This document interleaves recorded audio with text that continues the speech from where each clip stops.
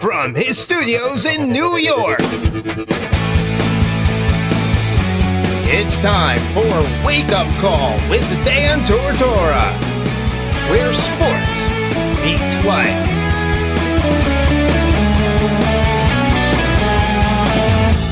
Here's your host, Dan Tortora.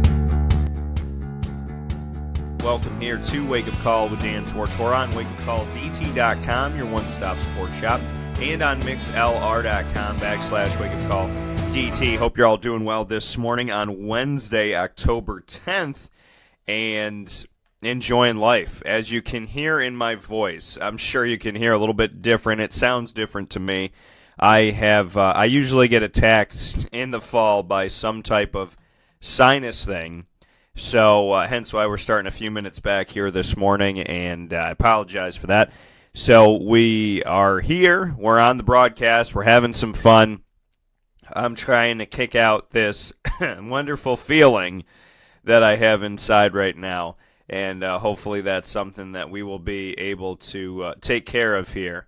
So, thank you so much for tuning into the show today. If anybody's feeling a little bit under the weather, sinus is bothering you, whatever's going on, I hope you get better as well. Please be good to yourselves, and please be good to each other and kind to one another. So it's not fun by any stretch of the imagination to get hit by these wonderful sinuses. So with that being said, let's hop into the morning menu. We have a lot to talk about today, so let's get into it. Here on Wake Up Call with Dan Tortora, Monday through Friday from 9 a.m. to 11 a.m. Eastern Time. We like to start off the show by giving you our menu of topics. The morning menu, that is.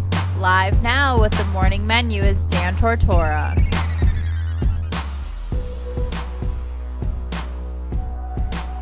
In today's morning menu for Wednesday, October 10th of the great year 2018, we are going to be discussing on today's show, in the first hour of the show, we're going to spend time with the NFL.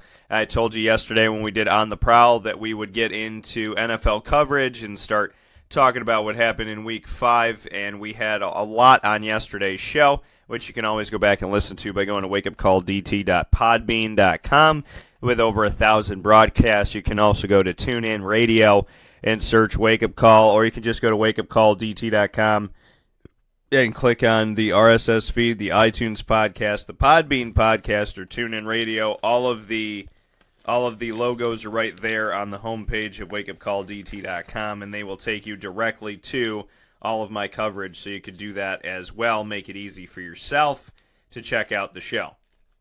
And with that being said, in the first hour of today's show, as we tried to get to yesterday, we will be discussing Week 5 in the NFL, which includes Brees setting a record, the Bills and the Browns squeaking out wins, Pat Mahomes throwing his first interception, ×2, Dolphins as pretenders, Bengals contenders with a question mark, Crosby misses 4 field goals and an extra point in Detroit, Green Bay could lose to Detroit at Ford Field? No, it couldn't happen, could it? Jonny was there. Maybe that's why it happened. I told him God's looking over him. And in this game, Mason Crosby indoors misses 5 kicks in the game. And so much more. We're going to be talking about that in the first hour of today's broadcast. So make sure you're tuning in to Wake Up Call with Dan Tortora. We're going to do plenty of NFL coverage, including those stories first. And then in the second hour of the show, we are going to go back on the prowl, as there's been another addition to the Jacksonville Jaguars, a few additions to the Jaguars, one of them with a pretty big name in history. He's played 10 years in the NFL, and he is now a Jacksonville Jaguar, that being Jamaal Charles. He was signed after the show yesterday. There was conversation about him during the show, and he ultimately signed with the Jacksonville Jaguars, so you'll hear about that in the second hour of the show. We'll go back on the prowl. We usually do that every Monday. With the holiday, we did it on Tuesday. But now that Jamaal Charles is a Jaguar, we're going to go back on the prowl again this morning and talk about that. And then to round out today's show, in the final half hour of the show at 10:30 a.m. Eastern Time, we'll be speaking about the unbeaten FBS college football programs which are West Virginia, Central Florida, Colorado, South Florida, Cincinnati, Alabama, Ohio State, Notre Dame, NC State, Georgia, and Clemson. We'll give our thoughts on each of those, and you'll hear what I have to say about that with the unbeatens left, as well as the rankers and so much more. So plenty of football coming your way, and we're going to start off with the NFL on today's broadcast. So thank you so much for tuning in to today's show. And if I sound a little bit different, again, the allergies have run amok.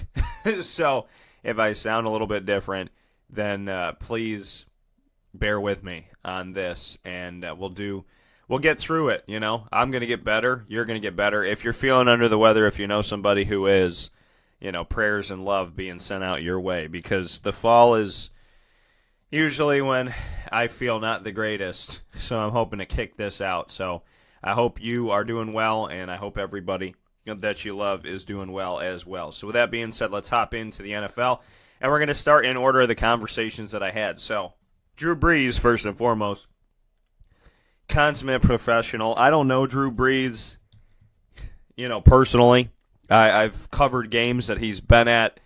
You know, I've been in the hallways of stadiums where he's doing his press conference. I've been right there. And Drew Brees is just, he seems like a very special individual. And just what he has been able to do has been tremendous. Now, Peyton Manning put out something to congratulate him. He said, Drew, for 1,000 days, I've held the record for all-time passing yards in the NFL. I've got to tell you, it's been the greatest 1,000 days of my life. Thanks to you, that's over now, and you've ruined that for me, so thank you very much. I have nothing left to look forward to except slicing my tomatoes, making dinner for my family, putting together this wedge salad. Also, let this serve as the congratulations for the touchdown record, end quote. So kind of cool from Peyton Manning to have some fun with him. He said, as you can see, I'm very busy. I don't have time to keep doing these videos for you, congratulating you. But in all seriousness, Drew, congratulations on this record. You've done it the right way. All your dedication and hard work have paid off. You have come a long way since this picture back in 2000 when you were in college and I was in my third year in the NFL. So way to go. Proud of you. Good luck the rest of the way, end quote. Brees is 39 years old. He's 41 touchdown passes away from breaking Manning's mark in that category as well for most passing touchdowns ever.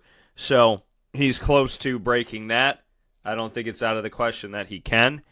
And he now is the all-time career leader in passing yards ever in the NFL.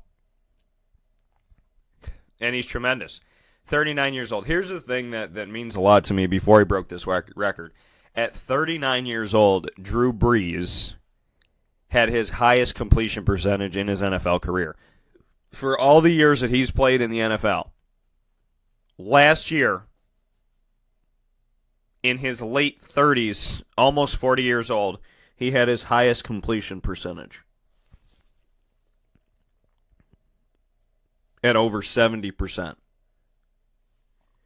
And to me, that's tremendous. That somebody, you know, he's a fine wine. He's gotten better with time. He has consistently become somehow a better player, you know. Now, he has weapons, but he's found a way.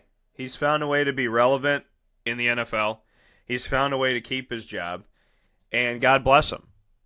Drew Brees has been something special, and whether you're a Saints fan or not, you have to agree with yourself that Drew Brees is one of the greats. Career leader in passing yards, and he's a Super Bowl champion, so he's definitely a Hall of Famer. Definitely a Hall of Famer. Now, he started his career back in 2001 for San Diego. He played in one game. Then after that, in 2002, he played in all 16 regular season games and started. Then he played in 11, started in all 11, then 15, then 16, 16, 16, 16, 15, 16, 16, 16, 16, 16, since 2002, since 2002, since 2002, since 2002, since 2002, since 2002, since 2002, which was 16 years ago. But he's played in almost every single game, every single year, God bless him. he's been healthy. And that's a huge part of all of this, is that, yeah, he just broke the record for career passing yards. Yeah, he's on his way of breaking the record for career passing touchdowns, but he has been healthy throughout his career. And I've said this before on the show, and I'll say it again. When he and Phillip Rivers were up for the job in San Diego, they made a choice. And San Diego chose to keep Phillip Rivers. Now, Phillip Rivers is not a bad quarterback. So don't take this as a bashing of Phillip Rivers by any stretch of the imagination when I say this. I stood in front of the TV back when they made that decision. I stood in front of the television, and I said to myself, actually I said it out loud, I said, San Diego picked the wrong guy. I said, did San Diego pick the wrong guy? I stood in front of the TV and I said, I think so. Drew Brees went on to win a Super Bowl and has gone on to be one of the greatest passing quarterbacks of our generation and maybe of all time. When we go back and we look at his statistics, because it's important when I make a statement like that he's one of the greats. If we look at all-time quarterback stats in the NFL,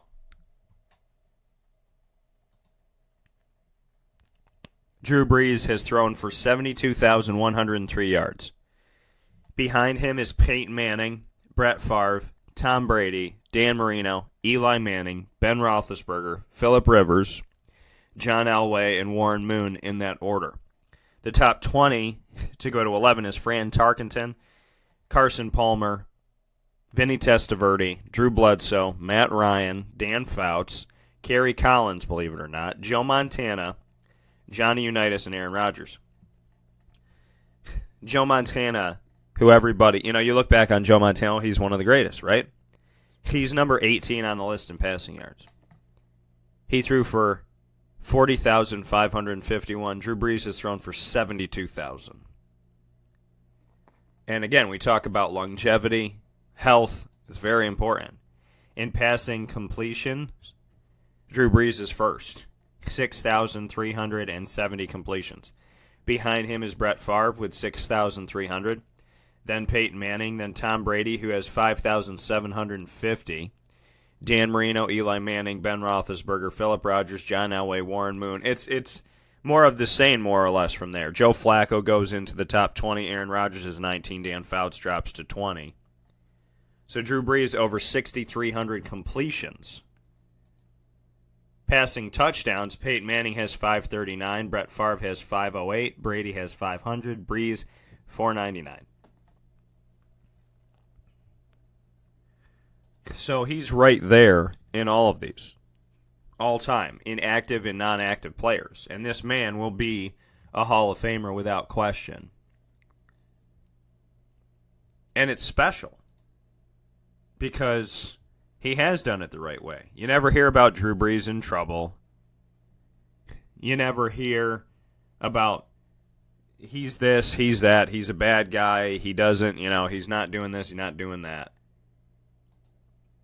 He goes to work, he does what he needs to do, and he's successful.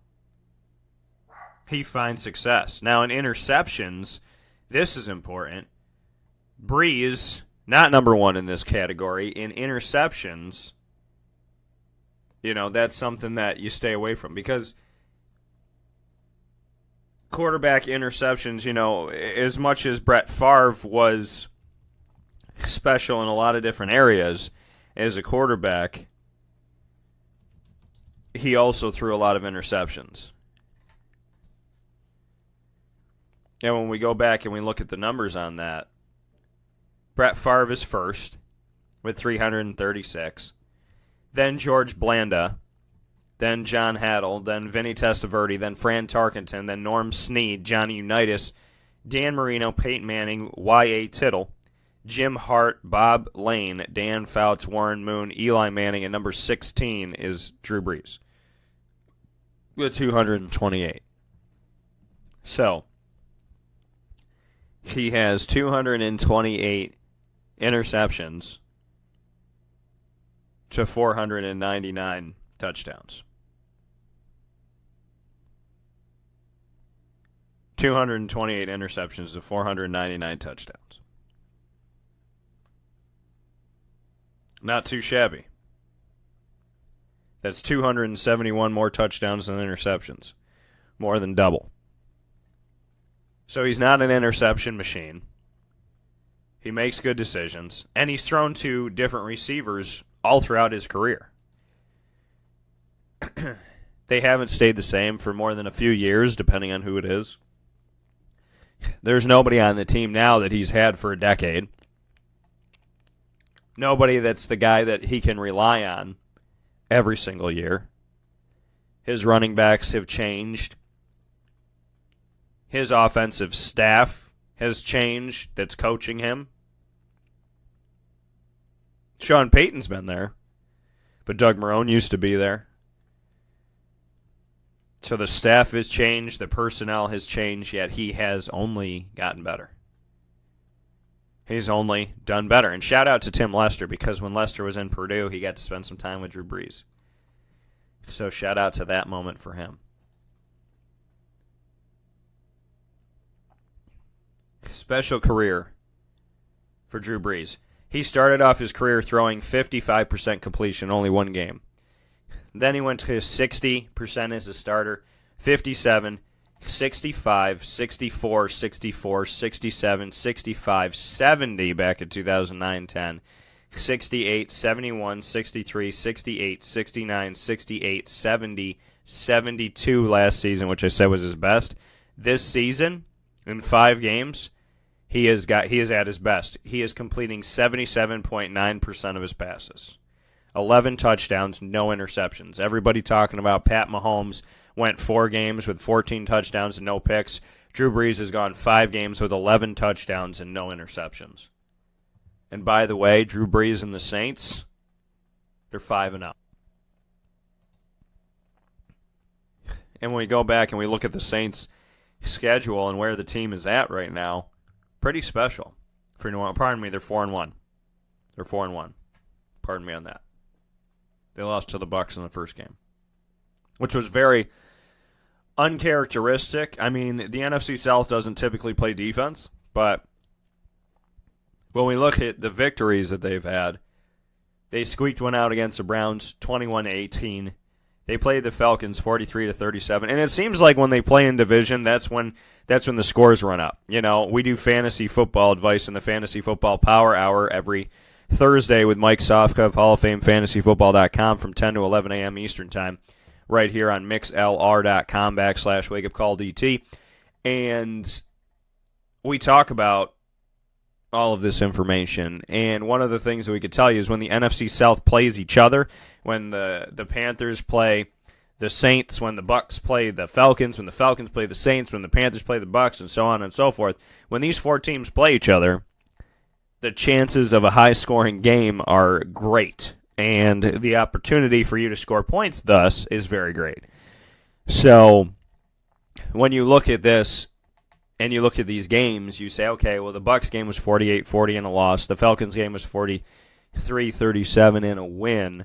But then they play the Browns, allow 18 points. They play the Giants, allow 18 points. They play the Redskins, allow 19 points. So the Saints won a Super Bowl when they had, and I said this, I said, the Saints have the offense.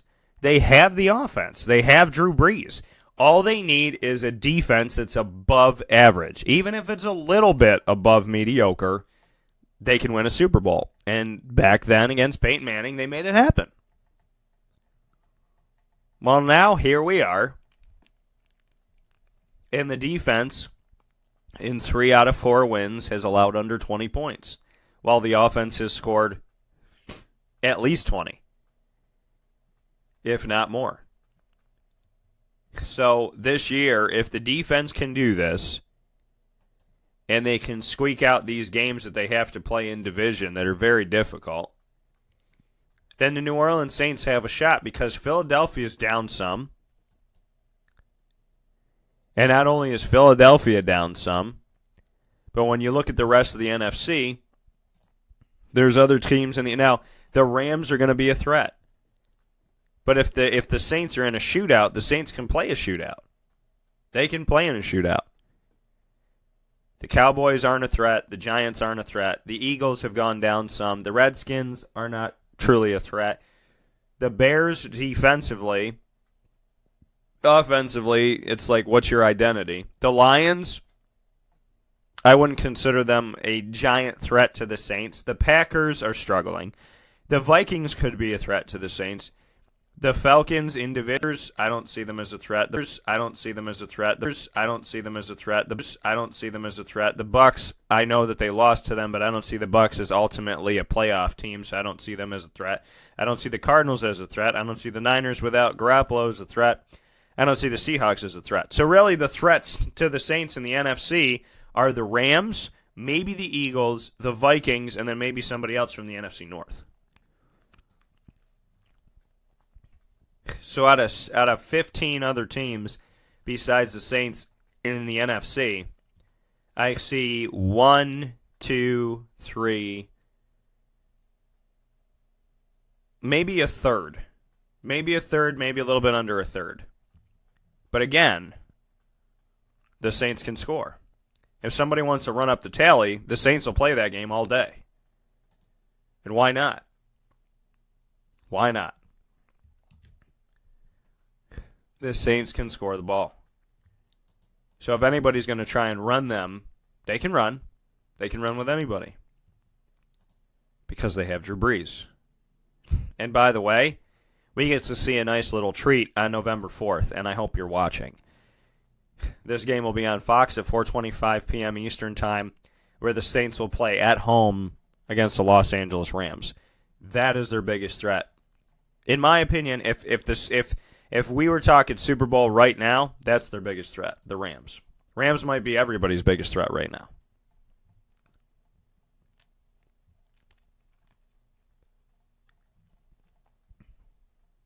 There's something special to be said about that. Drew Brees has been healthy. He has found longevity, and he continues to move forward. He's healthy, which has allowed him to play. His completion percentage is only going up. He's only getting better. He's making good reads. And some people are, he's throwing a 2-yard pass and a 5-yard pass and a 6-yard pass. Well, Tom Brady does it. Nobody says boo. That's the thing. If you're going to say, well, Drew Brees' numbers aren't great because X, then you can't hold that for Tom Brady. You can't say Tom Brady throws 2-yard passes, but he's a genius, and then say, well, that's also what Drew Brees does, and so his completion percentage looks higher. He's completing passes, getting the ball down. This is how I look at it. He's a quarterback who's completing passes at almost 40 years old. He's in almost 2 decades in the NFL. He's still completing passes to new receivers that he didn't have 5 years ago, 6 years ago, 10 years ago. He's completing passes. He's finding who he has. Yes, his running backs have gotten better. Mark Ingram is back, and Alvin Kamara has been special. Ted Ginn is timeless and can do a little bit of everything. But this is how I see it. Control what you can control. Your job as a quarterback is to complete passes and get the ball down the field, correct? That's exactly what he does. So, for me, when it comes to Drew Brees, I'm not going to knock him for anything. I don't care if he throws 2-yard passes all day. Is he winning? Is he moving the ball? Then shout out to him.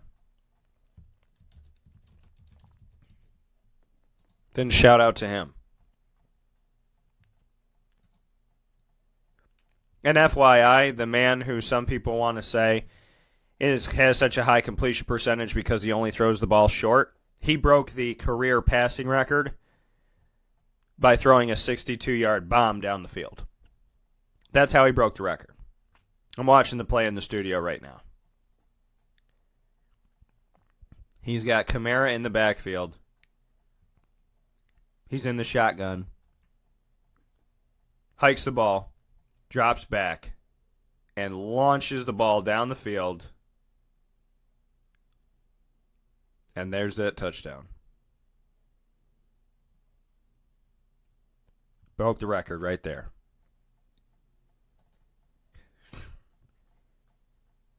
Drew Brees, 60-yard touchdown. Did he throw it all the way down the field? 62 yards? No. But the majority of it right here. He looks over, beams it. There it is. Down the sideline. Touchdown. Special. It wasn't a 2-yard pass. Wasn't a 4-yard pass. Wasn't a 6-yard pass. It was special. And another thing before I conclude with Drew Brees. The Brees Dream Foundation. I want to show some love to this. The mission statement, improving the quality of life for cancer patients and provide care, education, and opportunities for children and families in need. More than $25 million contributed. He's partnered with Wrangler, Monster, not Monster Energy, different, Nike, So Delicious, Pepsi, P&G, TRX, Penta, Verizon, and Advocare. He has the Amazing Race Tim McGraw concert coming up, the Amazing Race Experience Raffle, and the second annual Breeze Top Golf Challenge. There's over 2 million followers on their Twitter feed. So he's not just doing good things on the field, he's doing great things off the field. It was founded in 2003 and is a reliable source of charitable funding globally. Their mission is to improve the quality of life for cancer patients and provide care, as I said, education, and opportunities for children and families in need. Since our inception 12 years ago, we've contributed over $25 million to charitable causes globally. We would not be where we are today without the endless support from our many partnerships and from those who donate to our cause daily. For that, we would like to personally thank you all who have donated your time, money, and effort into making the Breeze Dream Foundation what it is today.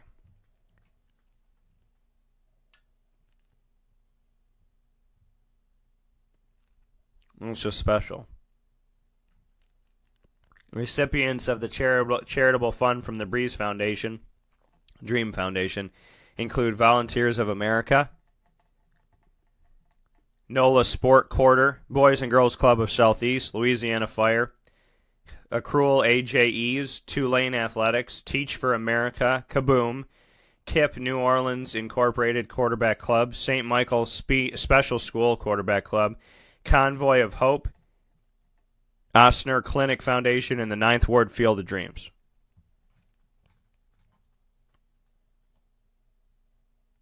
Drew Brees doing very special things. And God bless him. To get to the rest of the NFL and some other things that have happened in Week 5 that were very special, here on Wake Up Call with Dan Tortora, you're listening on mixlr.com/wakeupcalldt for free.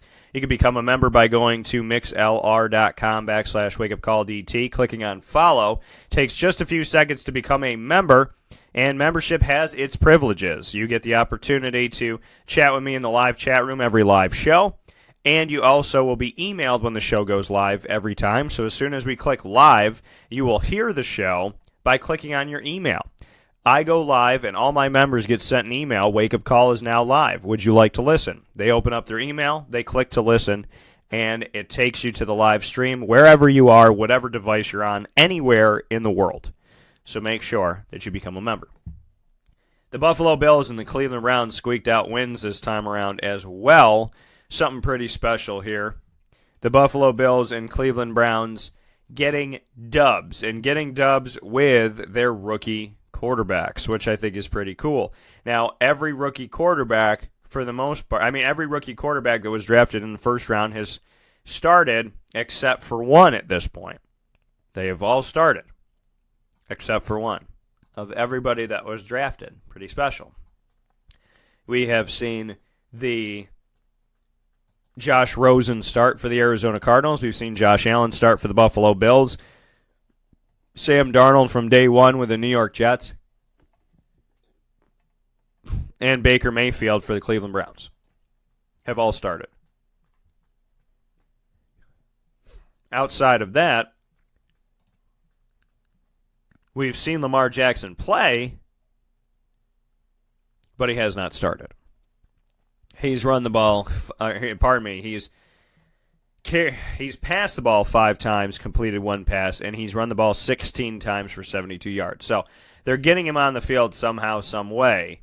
So every quarterback drafted in the first round of the 2018 NFL Draft has played this season, from Lamar Jackson to Josh Rosen to Josh Allen to Baker Mayfield to Sam Darnold.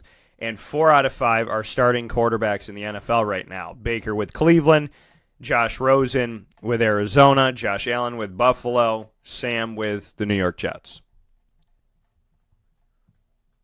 And the Cleveland Browns right now are 2-2-1. They don't have a losing record. They are 2-2-1 as of right now. And when you look at the Cleveland Browns and what they were able to do in their most recent game, they played the Ravens, and they won the game 12-9. Baker Mayfield was 25 of 43 for 342 yards passing, 1 touchdown and 1 interception. Nick Chubb was quiet, 3 carries for 2 yards.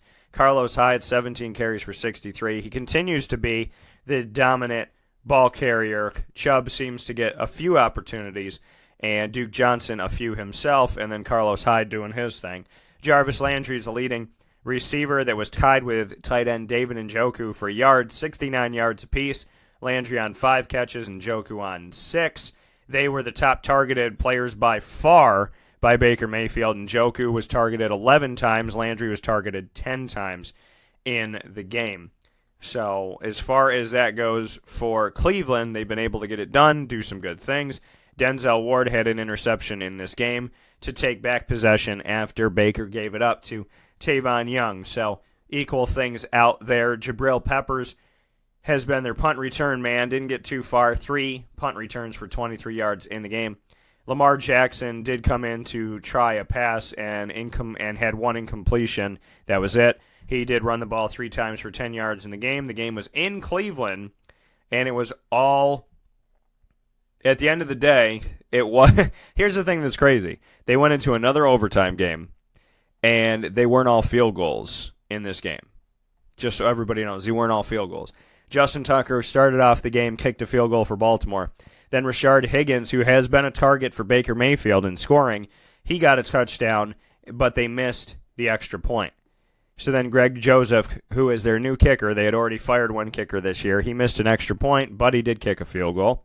And the team went up 9-3. Tucker brought them to 9-6 for Baltimore, and in the fourth quarter, Cleveland did not score.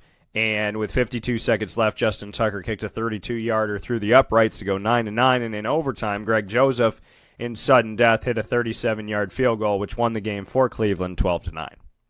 So Cleveland's been in a couple overtime games with Baker Mayfield, who's now 1-1 in overtime, and was able to squeak out the victory here to grind out a win. Now that shows something, shows some gumption, shows some fight, shows some dog in Baker Mayfield. Because this wasn't a crazy offensive game. This wasn't, a game where he's going up and down the field doing this, that, and the other. This was a tight game in division, and he won it. And the Baltimore Ravens are not too shabby this year. They were 3-1 coming into the game. Now they're 3-2. So the Browns at 2-2-1. If the Browns are to win a game, the Ravens are to lose their next game. Now all of a sudden the Ravens are 3-3. The Browns are 3-2-1, and the Browns will jump the Ravens in the standings of the AFC North. The other team that squeaked one out with a rookie quarterback by 1 point in regulation for this game were the Bills and the Titans. The Bills getting the victory over the Titans. Josh Allen only threw 19 passes in the game. They ran 43 times, threw the ball 19 times in a very, very non-offensive game, which is what the Titans like to play. And the Titans played this cat-and-mouse game against the Jaguars in Jacksonville and found a way to win 9-6.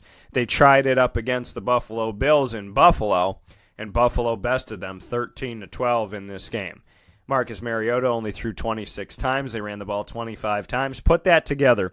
That's 51 offensive plays. To put it into perspective, Tennessee had 51 offensive plays against Buffalo in Week 5. Blake Bortles threw the ball by himself 61 times. So Bortles ran more offensive plays passing the ball, irregardless of running the ball.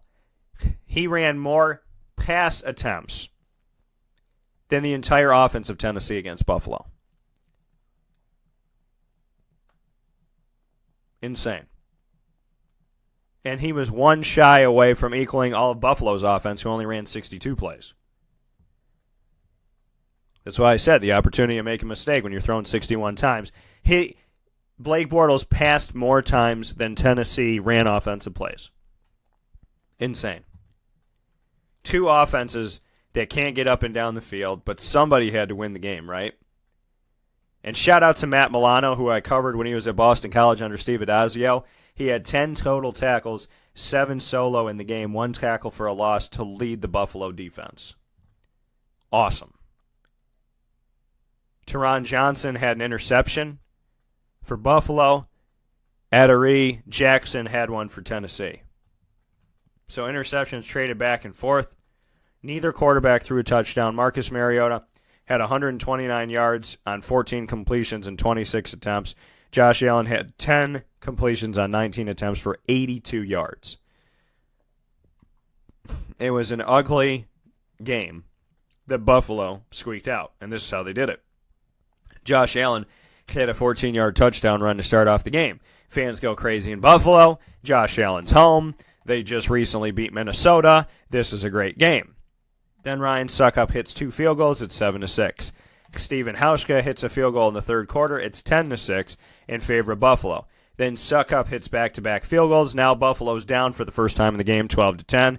And with no time remaining, Steven Hauschka, who I don't understand why Seattle let him go, kicks a field goal from 46 yards away outside at New Era, the New Era Field in Buffalo.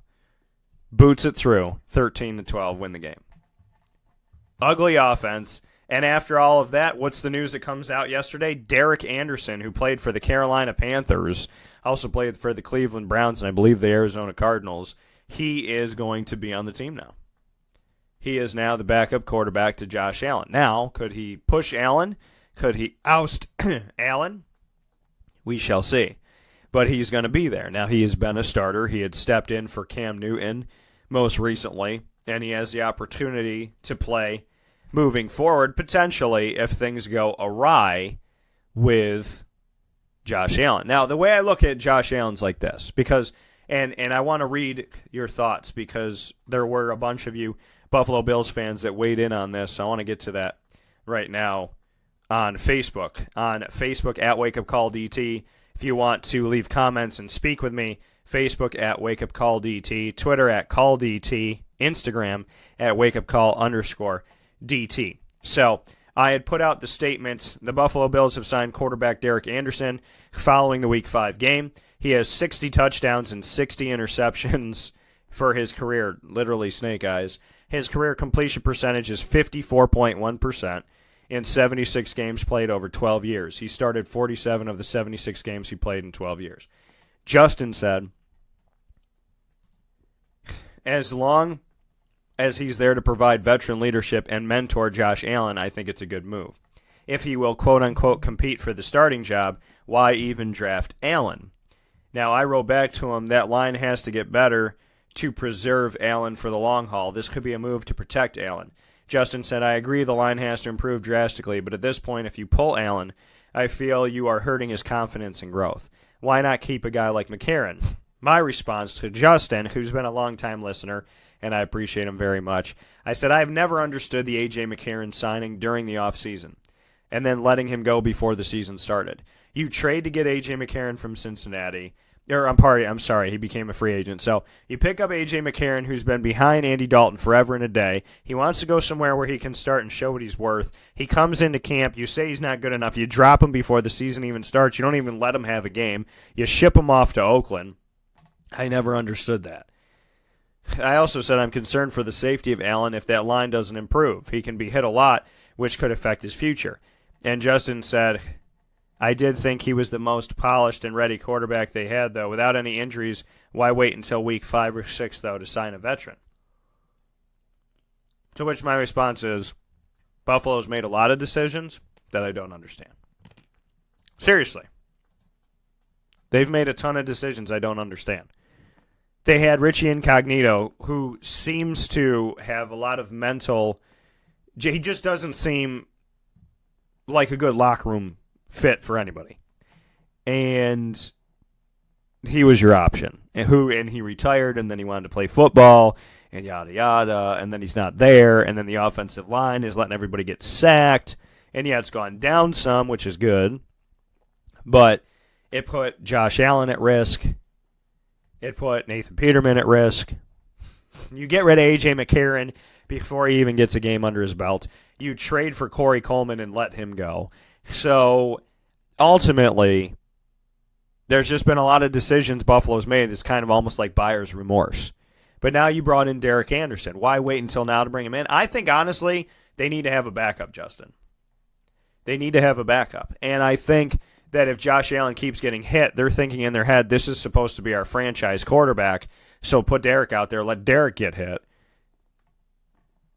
instead of Josh Allen, which is a horrible thing to go do to a human being, but I'm thinking about a chess match, and I'm thinking about what would Buffalo do. They're not going to want Josh Allen to be treated like David Carr for Houston when he was hit 93 times in a season. You don't want to see something like that happen. John said, Buffalo needs a backup in case Allen gets injured. Think it's a smart move. There you go. Said that too. And then Jimmer, who is actually the owner-operator of Chick-fil-A Cicero, which we're proud to be partnered with, Jimmer Sikowski, he said, great veteran mentor, solid signing. And I agree. I said, not too shabby of a quarterback. Definitely can put up a fight if you need him. He is a quarterback, journeyman, that can win games. Right? Vinny Testaverde could do it. Ryan Fitzpatrick could do it.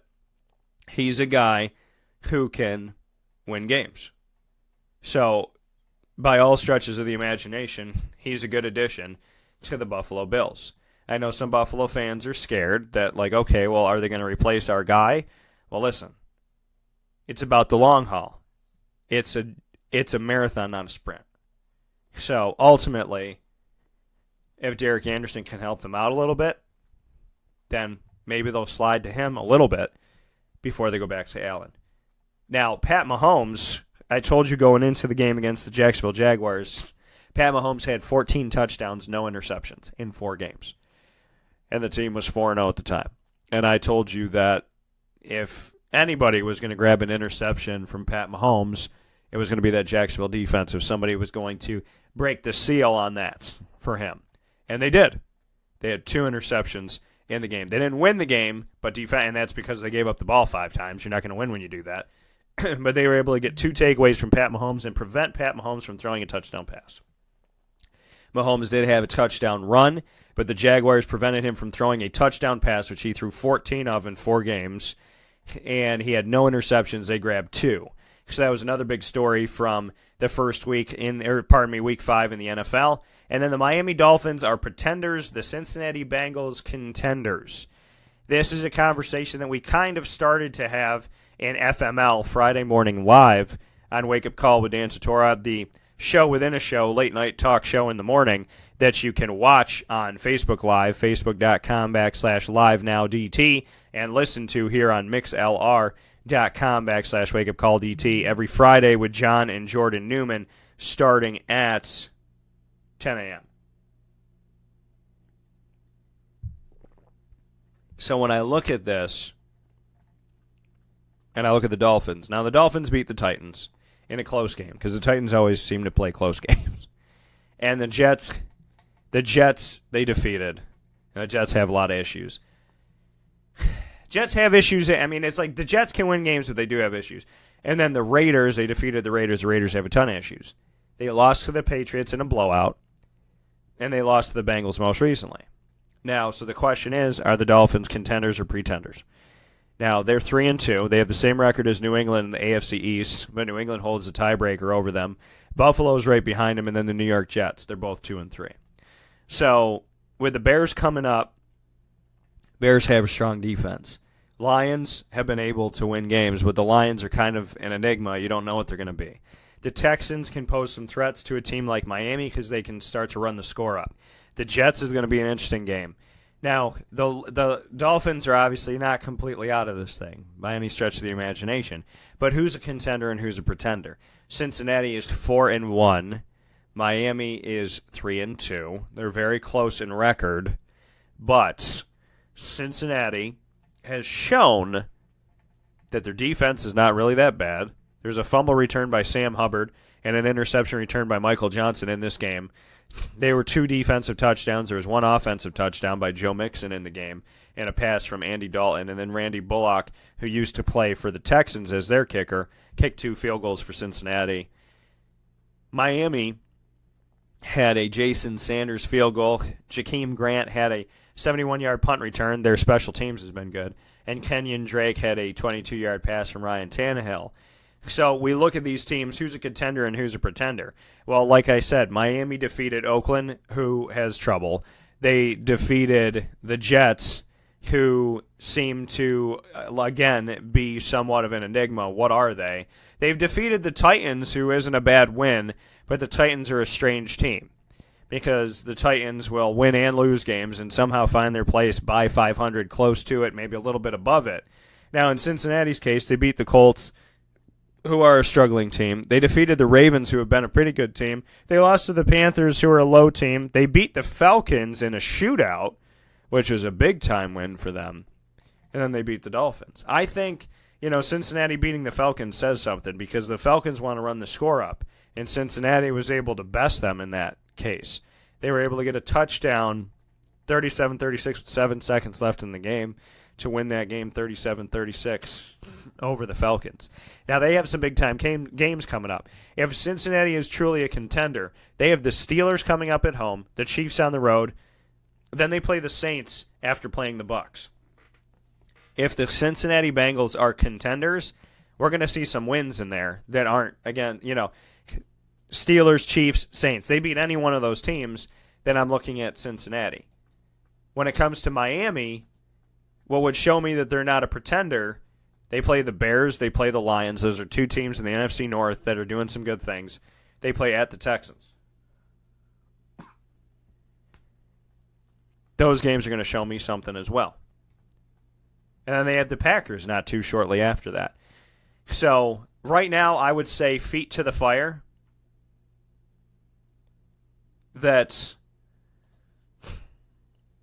I would say the Cincinnati Bengals are more contenders and the Dolphins are more pretenders if I had to answer the question right now in this moment. Outside of that, the final story I want to get to, speaking of the NFC North, which we just did, Crosby missed 4 field goals and an extra point. Now, here's the thing about my dude Jonny, who's my resident Detroit Lions fan, who listens to the show daily, and God bless him for that. And God bless him for a lot of things because he's a great guy. And he invited my wife and I to his wedding, and we had a great time. Him and his wife Erin playing our fantasy football challenge along with Mom and Pop and his brother Jimmy, who is a resident Central New Yorker Jacksonville Jaguars fan. Shout out. And little Noah, little 4-year-old Noah, and his family in general, all the kids. I mean, everybody's been great.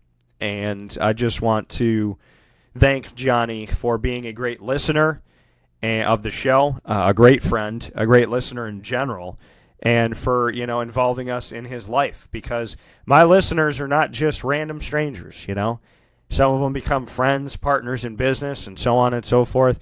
I've been very blessed to do what I do the way that God has blessed me to do it. And you never have to worry about anything when you have God on your side. And I want you to know that. I want you to believe that. And I want you to make sure that that's top of mind to you every single day. When you got the big guy with you, there's nothing to worry about. And he has sent me some of the greatest people, Jonny included in that. And I told Jonny he had never been to an NFL game before. And he said, I have a great wife. Because for our honeymoon, we're starting off our honeymoon by going to see the Detroit Lions play the Green Bay Packers. Now, his wife, Erin, is a Green Bay Packer fan, and Jonny is a Detroit Lion fan, and they're both from this area, they're both from Central New York. So Jonny says to me, while I'm traveling, I'm heading down for New York Comic-Con for my entertainment show, Superpowered Pop, so I'm heading to cover that, and Jonny gets in touch with me, and he says, dude, you got to check this out. I said, what? He said, the Detroit Lions gave me an opportunity. So Jonny had never been to a game before in his life, never been to an NFL game. Not only had he never been to an NFL game, but he was doing this for his honeymoon with his now wife. So there's all these firsts and all these awesome pieces. Honeymoon with the person you're spending the rest of your life with, seeing your favorite team. So he sends a message. He goes, I don't really understand this Twitter thing, but he decided to give Twitter a chance. And he went on to Twitter, and he sent Twitter a message. Pardon me. So he sends Twitter a message, and he wrote, Sunday will be my first ever NFL game. He sent this to the Detroit Lions directly. Sunday will be my first ever NFL game. A dream come true to finally see my Detroit Lions. My wife and I have decided that this is how we will spend our honeymoon. I've been a Lions fan for over 25 years now, have never lost faith. The Lions wrote to him, congratulations, with a bride and groom picture. He said, how would you like a pair of pregame sideline passes as a wedding present? Jonny thought that this was fake, and they asked him to send them a direct message, which he did. He was on the sideline before the game, got to meet Herman Moore, who is one of the greatest Detroit Lion wide receivers ever. And so all this happens, right? All this happens. So he goes to his first game with his wife to see the Detroit Lions, his favorite team. The Lions write to him on Twitter, give him sideline passes, get him into the game early, get him out to see his team. He gets to meet Herman Moore, who's one of the greatest Lions to ever play the game, and suit up. And on top of all of that, God was on this man's side. The Lions win the game over the Green Bay Packers. And him and I were talking about it. Wouldn't it be crazy if the Lions won? Mason Crosby, who has been one of the great current kickers in the NFL, indoors at Ford Field, inside, missed 4 field goal attempts and an extra point. Add those all up, that 4 field goals is 12 points, an extra point is 13. Add that 13 to the score, and the Green Bay Packers would have won 36-31. Instead, the Lions win 31-23. LeGarrette Blount had 2 rushing touchdowns in the first quarter, and the Lions shut out the Packers in the first quarter. Then Matt Prater kicked a 39-yard field goal. Marvin Jones Jr. caught a touchdown pass from Matt Stafford, shut out the Packers in the second quarter, 24-0 Detroit at halftime. Then Green Bay bounces back in the third quarter. They shut out the Lions in the third quarter. Marquez Valdes-Scantling. I told you for some odd reason I thought he was going to score this week. Did I not? He scored a touchdown in the game. And then Jamal Williams got the 2-point conversion, so it's 24-8 Detroit. Then Lance Kendricks had a 1-yard touchdown pass from Aaron Rodgers. The 2-point conversion failed, so now it's 24-14. In the fourth quarter, Kenny Golladay gets Detroit back on the board with a 5-yard touchdown catch from Matt Stafford, 31-14. Devontae Adams gets a 12-yard touchdown from Aaron Rodgers, and it's 31-20. They missed the extra point. Mason Crosby finally hits a field goal from 41 yards away with 2 seconds left, and the Green Bay Packers lose 31-23. What are the odds that Mason Crosby is going to miss 4 field goals and an extra point? What are the odds that Detroit's defense that made Isaiah Crowell look like a friggin' Barry Sanders type player in Detroit at home? What are the odds that that defense was going to shut out Aaron Rodgers in the first half of the game in a divisional game? What are the odds that any of this stuff was going to happen? The odds were against Detroit that they were going to shut out Green Bay in the first quarter, shut them out in the second quarter, shut them out in the entire first half. The odds were against them that their defense was going to stop anybody when they couldn't stop the Jets. The odds were against them that Mason Crosby was going to miss. There's no way that Mason Crosby could miss 1 or 2, definitely not 3, not 4 field goals and an extra point. Yet it all happened. It was the perfect storm for my man Johnny Bananas, and shout out to you, brother, for winning that game. 31-23, his first ever game on his honeymoon with his wife on the sideline at the game early, met Herman Moore, and the Detroit Lions won the game 31-23. That, my friend, is what I call a true blessing. And with that being said, we'll take a step aside for a fast break. We'll come back with plenty more after this. This is a wake-up call fast break. This is Jimmer Sikowski, owner-operator of Chick-fil-A Cicero, 7916 Brewerton Road in Cicero, right in front of the Home Depot. I had a deep feeling that God wanted me to do something bigger with my life and to help people, help others. He kept putting Chick-fil-A in my life, and I realized as I was going through the franchise selection process that positively impacting the lives of others was really core to what we do here at Chick-fil-A. First of all, it starts with the food. The food is brought in fresh daily. We bring in local produce. We prepare to order in the kitchen. We hand bread our chicken. We hand spin our milkshakes. It's great food. It doesn't taste like fast food. I think the second thing is the way people feel when they come in a Chick-fil-A restaurant. It's different. We try to treat people with intentional kindness here, which is very different and deeper than good customer service. And so I think it feels remarkable for most people to come in a Chick-fil-A restaurant. And then lastly, the impact that we try to have in the community is very different. It's a big part of the expectation of every operator of a Chick-fil-A restaurant is that they're actively engaged in their community, they're a leader in the community, and they're making a difference. When they realize that what we're striving to do is to shine a little light in their life, that's a very, very different experience than you will have in any other quick service restaurant. And it's that remarkable experience that I think people will emotionally connect with.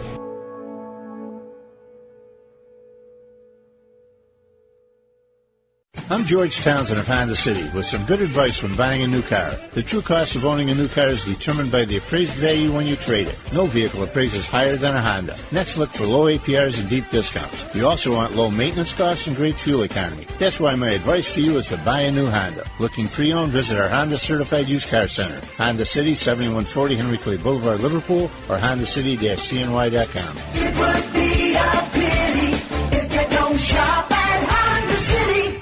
For all of us that have always wanted our favorite restaurant to come to us, it's now a reality in Central New York with It's a Utica Thing, with Utica Pizza Company bringing their wonderful recipes that they've handed down through generations to you, to your event, to your business, to your home. It's a Utica Thing, proudly bringing Utica Pizza Company on wheels to your location. Call 315-738-8946. That's 315-738-8946 to bring Utica Pizza Company to your doorstep with It's a Utica Thing. Welcome back here to Wake Up Call with Dan Tortora on wakeupcalldt.com, your one-stop sports shop, and on mixlr.com/wakeupcalldt. Always a pleasure and a privilege to be here with you every Monday through Friday from 9 a.m. to 11 a.m. Eastern Time, hanging out with you here on the airwaves Monday through Friday. God bless, no stress, and I hope you're doing well today. With that being said, we're in the second hour of the show. And you know that On the Prowl is every Monday at 10 a.m. where I speak on the Jacksonville Jaguars. I have interviews with the players all throughout the season. This is my 10th year of covering the Jacksonville Jaguars in some respect, on-site, on location in Jacksonville, Florida, in Duval County. And it's always a great time. And win, lose, or draw, the guys are great, and they definitely work very, very hard. Obviously, they want to win, they don't want to lose, and they definitely don't want to draw. But they have been consummate professionals, and I appreciate them. Guys like Malik Jackson and A.J. Boye and Corey Grant, T.J. Yeldon, as well as, I think I said Malik Jackson. Sorry, I'm getting older. But, everybody that is with this team, Jadon Mickens as well. Just some really great guys. Josh Lambo, Austin Safarian-Jenkins, who's been on the show this season, and my God bless to him and my prayers to him on a speedy recovery as he is on injury reserve right now. So with a core muscle injury that he just had surgery on, and I know he was playing through it, but ultimately, the better decision, or whatever he felt was the best decision, was to have that surgery. So God bless to him. Niles Paul, Josh Wells, Cam Robinson, everybody, Leonard Fournette, just much appreciation, much respect to all of the guys out there, and Blake Bortles, who obviously is going to catch a lot of flack this week, and, because he made a lot of mistakes in the game, and he's consistently inconsistent, so people get on him about that. He's also a good quarterback, so, it's the conversation goes back and forth, and we'll definitely, I'm sure, have it on Friday Morning Live, FML, with my gentlemen John and Jordan Newman. So we'll have some fun with that. But yeah, On the Prowl is every Monday. But because of the holiday, we moved it to Tuesday. So it was yesterday. And after the show, Jamaal Charles got welcomed to Duval. And for everybody wonders why I do that, that's the county that the Jaguars play in. And as a community builder and to bring the community out and really bring everybody together and create some camaraderie, in my opinion, they created the chant Duval. And so, you'll hear Fred Taylor that's there now, and everybody, you'll just hear them say Duval, and then fans will obviously respond to them in that case. So, it's become a rally cry. It's actually really awesome. It's probably the coolest thing that I've ever seen the fans do in Jacksonville. So, it's really cool to see them kind of all come together with that. And so On the Prowl was yesterday, but Jamaal Charles got added to the Jaguars, and I thought that this was really interesting. So there's a few different things I wanted to talk about when it comes to Jamaal Charles joining the Jacksonville Jaguars. Obviously, with Leonard Fournette being out, either out of games or not playing in a full game, and he's already been ruled out for the next game, which is the upcoming game that they have on the road against the Dallas Cowboys. So here's the reality of it all, okay? Right now, in this moment, Leonard Fournette, there has been 5 games, and game number 6 he's already ruled out of. Now, Doug Marrone and the staff, they've done differently. They were, waiting till the last minute to let people know if Leonard Fournette was going to play or not. This past week against Kansas City, they let us know on like Monday or Tuesday he's not playing. Literally, before the injury report came out, not going to play. This week, same thing. Right after the game, Leonard Fournette's not going to play this week. So he has not played a full game in the 2018-19 season. He's either played a couple series or been out completely in all 6 games, with the 6th game coming up against Cowboys he's already ruled out for. So with that being said, a power back is important, because a power back, like Leonard Fournette, gives T.J. Yeldon the opportunity to break out into the open field and catch passes. T.J. Yeldon is a very lethal and dangerous running back when he catches the ball out of the backfield. Now, he has grown, and he told me early on in the season, in week 2, after they defeated the Patriots, he looked me in the eye and said, I know I can do everything. I know I can catch. I know I can run. So he has improved his game. He believes that. He has shown that on the field. He has been able to run for over 5 yards a carry. He's done some good things. He also catches the ball and can grab a touchdown in that respect and can be the leading receiver on the team sometimes. So T.J. Yeldon has improved. But having a power back, having somebody else in the backfield, gives him the opportunity to break out and be that check down opportunity, that emergency opportunity. Now, Corey Grant, this is the thing, and this is the thing that stinks about sports. It's one thing because you can't control it, but it absolutely is horrid. When a team has the ability, I look at the Jacksonville Jaguars going into the season and I say this is a Super Bowl contending team. I don't say that because I cover them. I don't say that because I've had a connection with them since they came in 1995. I say that because it's reality. If I told you that they were a contender and the team wasn't good at all, I'm no type of a broadcaster. So I would never do that and risk losing respect of my profession and what I do. So I think they've been building since 2014 and making good decisions and getting rid of the stuff that wasn't working, coaches, staff, bringing people back, and then, personnel-wise, getting rid of a bunch of players. 39 players over, I believe, 6 different drafts that aren't on the team anymore, and they didn't pan out. So they have worked very diligently to build this team. And going into this season, I truly believed that the best teams to make it out of the AFC were the Patriots and the Jaguars, because Le'Veon Bell was having a dicey marriage with the Pittsburgh Steelers, which he's still having, and nobody knew the Kansas City Chiefs are going to blow up like this, from the outside looking in, at least. As far as I'm concerned, very small percentage of people maybe thought that Kansas City was going to do what they're doing right now. I thought if Pat Mahomes can be anything above average, then holy crap, because Alex Smith managed games, but Pat Mahomes, if he could do better than managing games, he's got all the weapons. Well, obviously he can do better than just manage games. He's got all these weapons, and the team's 5-0, and Kansas City all of a sudden is a contender now. So, to me, going into this season, without any injuries, Jacksonville is a contender to make it to the Super Bowl. They defeated the Patriots in the regular season already for the first time ever. First time since 1999. They've only beat them twice in 13 chances, and this is the first time they ever defeated Tom Brady. And they didn't just defeat him, they defeated him going away, and the Patriots lost by double digits to the Jaguars. So with that being said, this looked like a promising year for the Jacksonville Jaguars. And it's not that it still can't be. It's just the fact that the injury bug, which bit Doug Marrone when he was the Syracuse coach, and they lost like almost every single defensive back one season, here is the injury bug again. Cam Robinson, the starting left tackle, the blind side for Blake Bortles, and the guy that obviously helps you get the ball down the field, passing and rushing, is out for the season. Leonard Fournette has not played a full game in all 6 weeks. Corey Grant, who is a dangerous weapon when they utilize him, was placed on injury reserve with a Lisfranc injury in his left foot.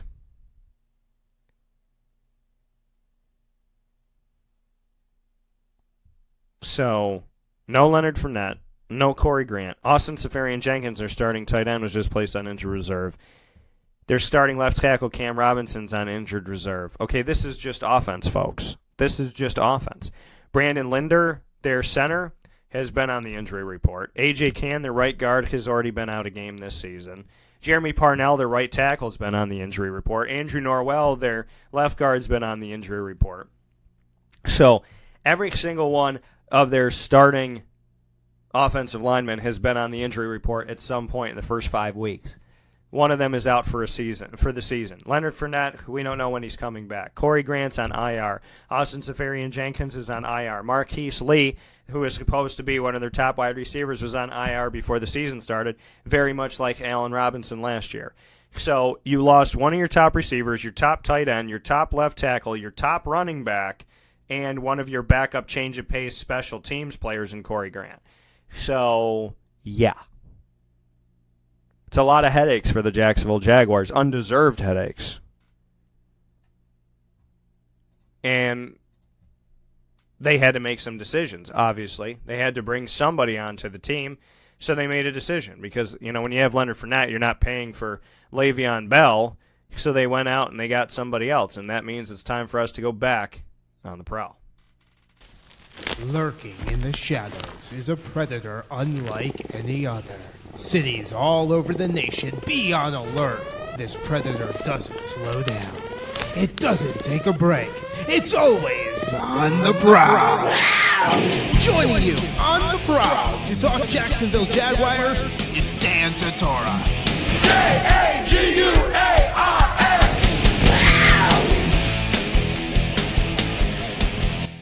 On the prowl here on Wake Up Call with Dan Tortora inside of the broadcast. It is my signature segment in coverage of the Jacksonville Jaguars, who made the decision yesterday to go and get Jamaal Charles, who's 31 years old. He worked out for the Jaguars on Tuesday morning prior to signing with the Jaguars, and he was waiting to sign with a contender. The Jacksonville Jaguars right now have a one-year deal with Jamaal Charles. Leonard Fournette has a right hamstring injury, and T.J. Yeldon has an ankle injury, and Corey Grant's on IR. That's 1, 2, and 3 for the Jacksonville Jaguars. First-year back Brandon Wilds came from the practice squad to the roster, but he's been a non-factor in the game. So Jamaal Charles said this, quote, "I've been trying to do all my condition work, just trying to stay in shape, just in case I got anybody to call. The reason why I wanted to come here, really, was because I wanted a potential shot at a Super Bowl. That's why I still kept my options open. I really want to win a championship," end quote. That's, Jamaal Charles speaking on the Jacksonville Jaguars. He said, "I have a lot left in the tank, and I've got to prove a lot. Opportunities don't come around like this all the time," end quote. So you got a guy who was sitting on his couch getting ready for this. I'm not saying he wasn't doing anything. I'm just saying as a metaphor. there's a guy who is sitting and waiting for an opportunity to be with a contender, getting his body ready, trying to be prepared. He got a phone call from Jacksonville. He said, I'm going to go. He has a lot to prove, and like you said, opportunities like this don't come around like all the time. So you got to make the most of it. He spent 9 seasons in Kansas City and 14 games with the Denver Broncos last season. He's a 4-time Pro Bowl selection who has 7,556 rushing yards, 44 touchdowns, and then another 2,586 yards receiving and 20 touchdowns receiving. 64 touchdowns in 10 seasons, which averages out to about a little over 6 touchdowns a season. He said, in my mind, I wanted to come here and make my own history. I want to start a new history. Everybody says he's old right now, but I want to start something new. I want to do something special for the Jaguars. I hope we can go all the way. End quote. Now, Charles was on the Broncos last season. They signed him to a 1-year deal after the Chiefs released him, but he was not utilized that much. In the final 2 games of the season, he was healthy but was deemed inactive. He finished last season with the Broncos 69 carries for 296 yards. So, not much of anything, and not what he used to be. And that was the thing, injuries hurt him too. He averaged over 4 yards a carry with the Broncos. But the Broncos, who have been consistently trying to find their running back between Royce Freeman, Phillip Lindsay, Devontae Booker, Jamaal Charles, and so on, and C.J. Anderson, and so on and so forth, they ultimately felt like Charles was not going to be the guy. He was frustrated last year, and Charles became, before that, Charles had been the leading rusher in Kansas City with 7,260 yards in Chiefs history, despite having knee injuries. He had 4 seasons with at least 40 catches apiece. He tore his right ACL in October 2015, the second tear of his career after tearing the left ACL in 2011. He's had multiple knee surgeries in 2016 and was adamant throughout the season that he could be a regular contributor despite his knee troubles, but they didn't give it to him. His career average of yards per carry is 5.4. So he averages over 5 yards a carry. He had been getting 40 catches a season. He's the all-time leading rusher for the Kansas City Chiefs in their entire history as of right now. And he has almost 8,000 rushing yards. Not too shabby, right? And 64 touchdowns in his career for 10 seasons playing in the NFL. So the big thing with Jamaal Charles, though, was he was strong for the Kansas City Chiefs. He did great things for the Kansas City Chiefs, but then he got hurt. As a rookie in 2008-2009, he played all 16 games, had 67 carries for 357 yards, 5.3 yards a carry. But he didn't have a touchdown that season. The next season, he had 190 carries for 1,120 yards, 5.9 yards a carry, 7 rushing touchdowns. In his third season in the NFL, 16 games he played, 230 carries, 1,467 yards, 6.4. The more they gave him the ball, the better he did. Jamaal Charles, as a rookie, 357 yards, 5.3 yards a carry, right? On 67 carries. And then you up the 67 to 190, he gets over 1,100 yards, 5.9 yards a carry from 5.3 the year before.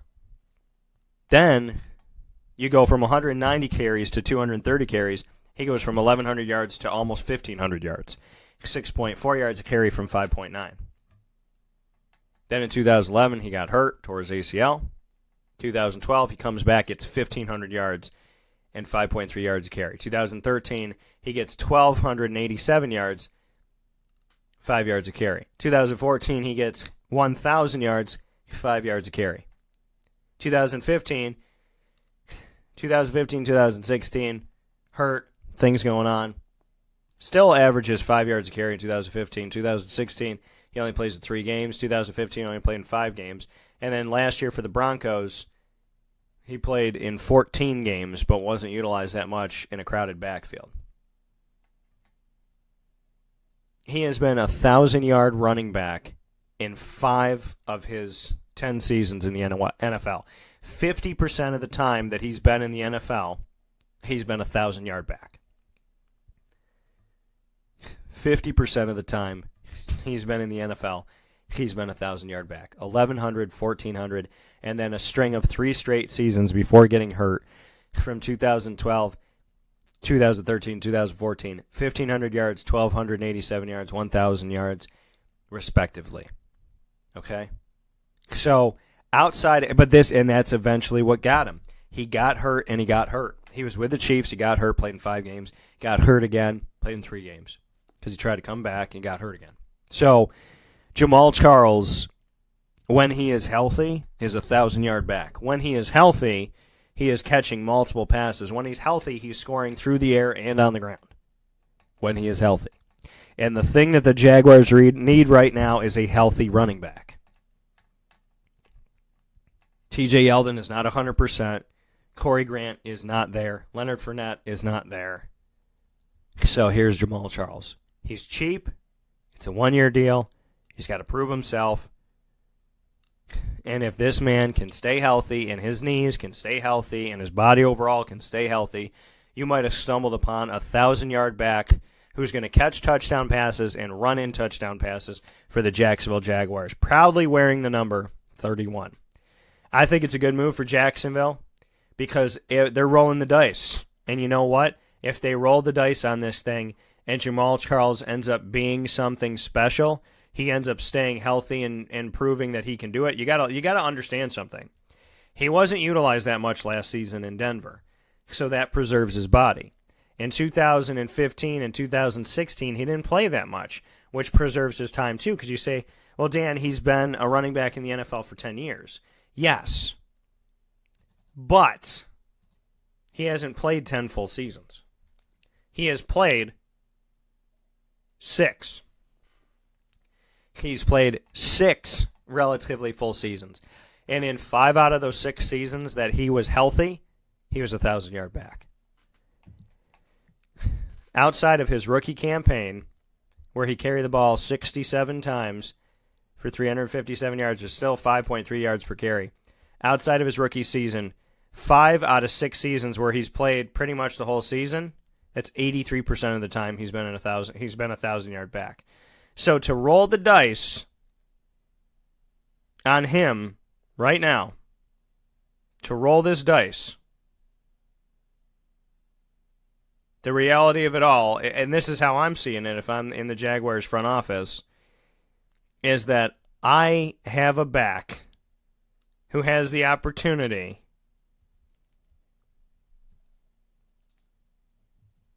to do something special for me that was waiting out there in free agency. Jamaal Charles is not a bad guy to roll the dice on.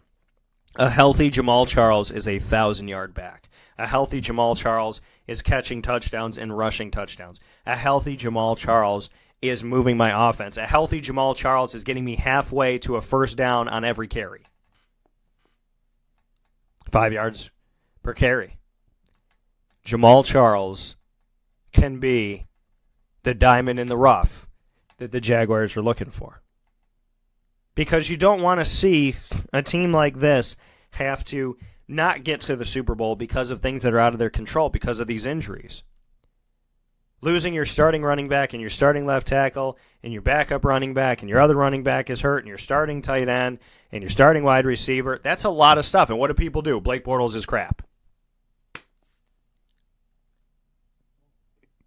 Could it be that maybe not having protection on the line? Could it be that losing your franchise running back could affect you? Losing your blindside offensive lineman could affect you? Losing the wide receiver that you've spent the most time with could affect you? Losing your top tight end who has been a red zone threat could affect you? Could any of that affect anybody? Could that possibly not be Blake Bortles' fault? Because everything is Blake Bortles' fault, according to some people.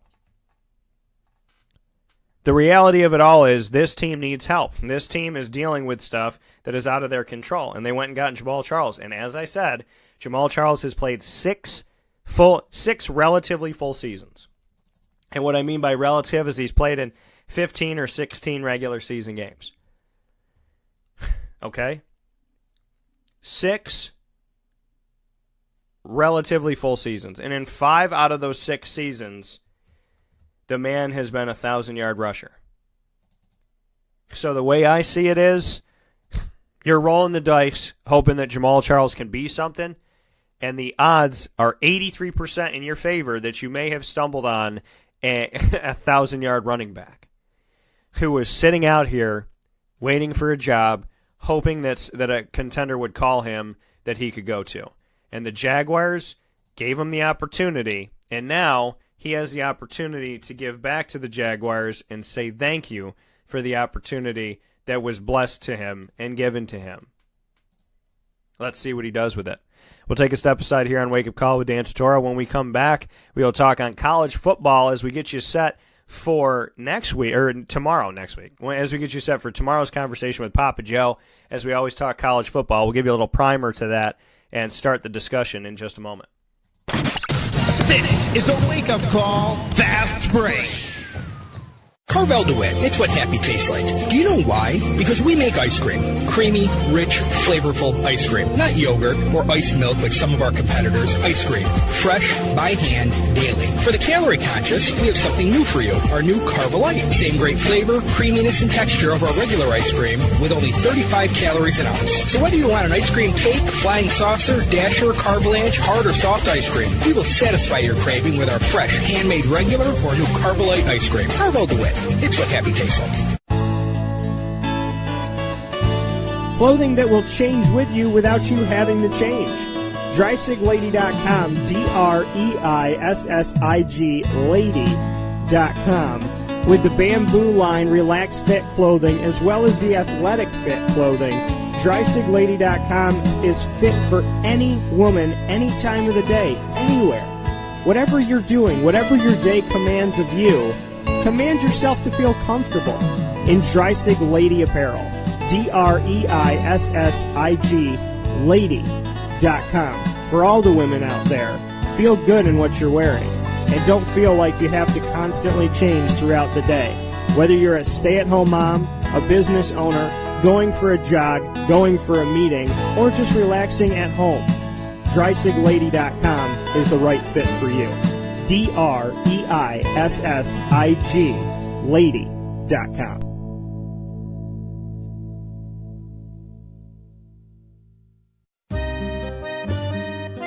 This is Lawrence Papaleo, licensed real estate salesperson for Gilbo Realty. Call our home office at 315-752-9513, or better yet, call or text me directly at 315-748-2524. Let me ask you a question, Lawrence. If I needed you to help me buy a house, find the right place, could you help me do that? Joe, I'll help you find your dream home. You don't ever say my name on the radio, never. If I needed to sell a house, could you help me go about that the right way? Yes, I can. How do they get a hold of you? Call me directly at 315-748-2524. But you also do the commercial property. So if I got a business, couple businesses, got to take one here, move it over there, do this, do that, are you going to help me buy and sell my commercial property also? Yes, sir. I like that. What's my name again? I have no idea. Absolutely, but they need to know your name, so give it one more time. This is Lawrence Papaleo, licensed real estate salesperson for Gilbo Realty. My phone number is 315-748-2524. Why don't you tell them your name one more time and that number so we can jot it down? This is Lawrence Papaleo. Call me or text me directly at 315-748-2524.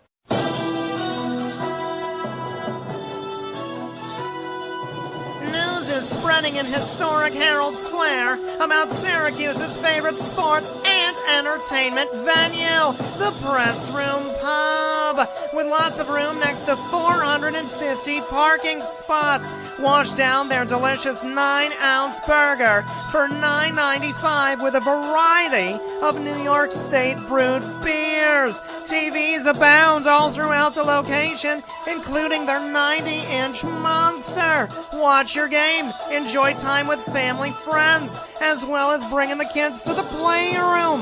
The SU Alumni Party for every away football game is making headlines, as well as Robert Drummond, Syracuse football alum, and Dan Tortora's pregame show 2 hours before kickoff for every home game. Private parties available as well for as many as $3 300 people. Come circulate at the Press Room Pub, downtown Syracuse, and visit pressroompub.com right now for more information.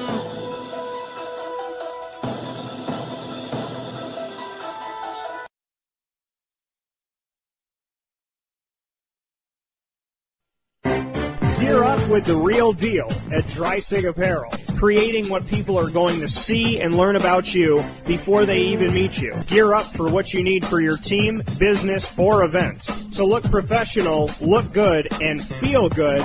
Outfit yourself at DreisigApparel.com. That's DREISSIG Apparel.com. The only place to gear up with the real deal.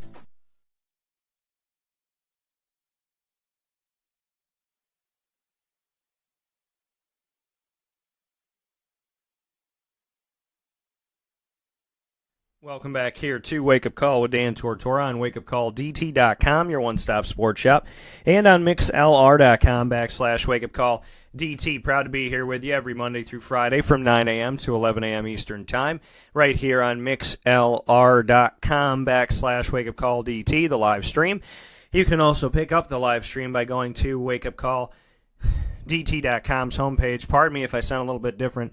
This morning, I unfortunately am getting hit with my fall allergies that always seem to find their way to me every single fall. So, I'm doing okay. Hopefully, you're doing okay, and I'm happy to be here with you as always, and I thank you so much for tuning in to the broadcast. So, much love, much appreciation, and much thanks to you for being a part of the show, whatever you're doing today, whether you're running around with the kids, or you're at work, or you're jogging, or you're at the gym, or you're eating breakfast, having a coffee, hanging out with friends, whatever you're doing, on vacation, wherever you are, whatever you're doing, thank you for spending a little bit of time with us on Wake Up Call with Dan Tortora every Monday through Friday from 9 a.m. to 11 a.m. Eastern Time. I greatly appreciate it. With that being said, let's hop into the final portion of today's show, which is talk on the remaining unbeaten college football teams. Now, there are a few remaining unbeaten college football teams, and so when we look at that list has NC State.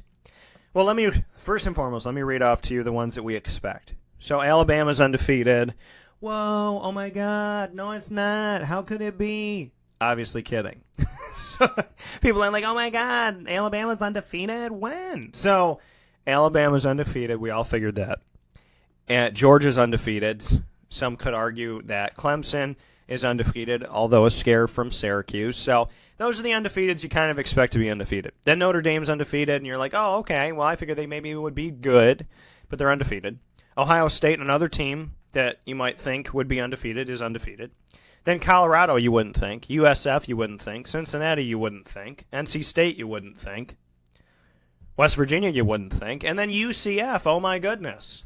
The team that didn't lose a game last season and had to play 11 straight weeks due to the hurricane, lost a game already this season due to another hurricane, and they're still going strong, and they're still undefeated. Oh my goodness, that UCF team that the nation doesn't want to respect is sticking around. I shouldn't say the nation doesn't want to respect. The committee doesn't want to respect. So, to me, it's just, let's go through it. Okay, let's go through it. Let's take a look at each team. Alabama 6-0. Alabama has defeated Louisville, who's way down this year. They're 2-4. Defeated Arkansas State, whatever. Defeated Mississippi. Defeated Texas A&M. Okay. First season with Jimbo Fisher there. Defeated Louisiana, whoop-de-doo. Defeated Arkansas, whoop-de-doo.